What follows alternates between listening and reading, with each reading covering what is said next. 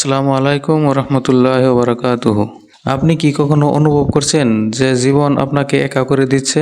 আপনার প্রিয়জনরা দূরে সরে যাচ্ছে, বন্ধুরা বুঝতে পারছে না, এমনকি নিজের পরিবাররাও হয়তো আপনাকে অবহেলা করছে। কিন্তু আপনি কি জানেন, আল্লাহ যখন কাউকে তার বিশেষ পরিকল্পনার জন্য নির্বাচন করেন, তখন প্রথমেই তাকে একাকিত্বের পরীক্ষায় ফেলেন। আজ আমরা জানব আল্লাহ কেন তার নির্বাচিত বান্দাদের একা করেন এবং এর 7টি গোপন কারণ কি। 1 নম্বর, আল্লাহ যখন আপনাকে পরিবর্তন করতে চান। আমরা অনেক সময় এমন পরিবেশে থাকি যা আমাদের আত্মিক উন্নতির পথে বাধা সৃষ্টি করে।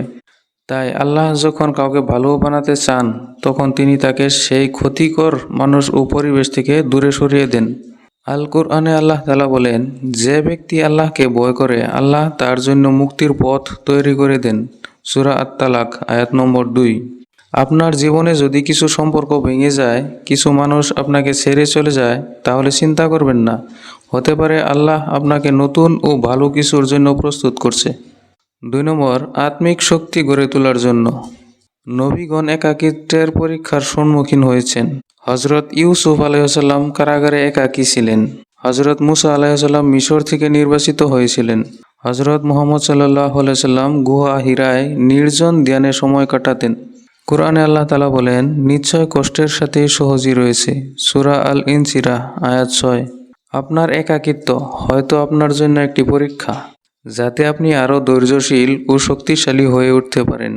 3 নম্বর, আপনাকে দুনিয়ার আসক্তি থেকে মুক্ত করতে। অনেক সময় আমরা দুনিয়ার সম্পর্ক ও বিনোদনে এতটাই ডুবে যাই যে আল্লাহকে ভুলে যাই। তাই আল্লাহ কখনো কখনো আমাদের একাকিত্ব দেন, যাতে আমরা তার দিকে ফিরে আসতে পারি। হাদিসে এসেছে, যে ব্যক্তি আল্লাহর দিকে 1 কদম আগায়, আল্লাহ তার দিকে 10 কদম এগিয়ে আসেন। বুখারী। আপনি একা নন, হতে পারে আল্লাহ আপনাকে তার দিকে টেনে নিচ্ছে।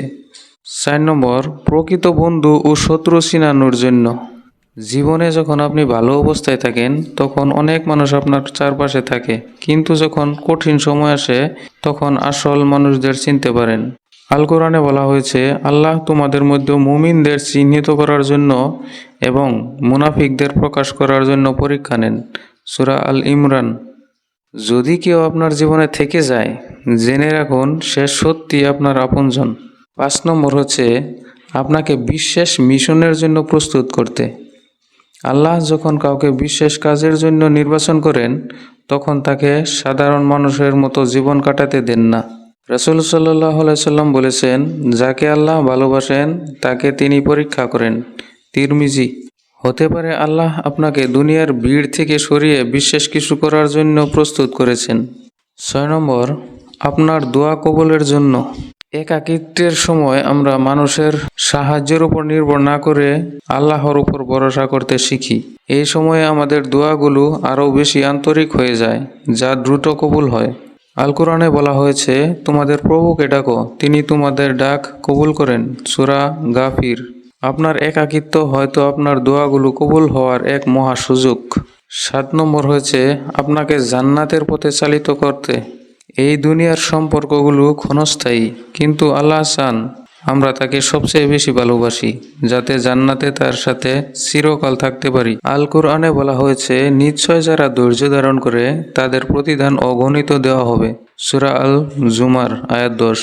যদি আপনি একা থাকেন, চিন্তা করবেন না, হতে পারে আল্লাহ আপনাকে জান্নাতের উচ্চ মর্যাদার জন্য প্রস্তুত করছেন।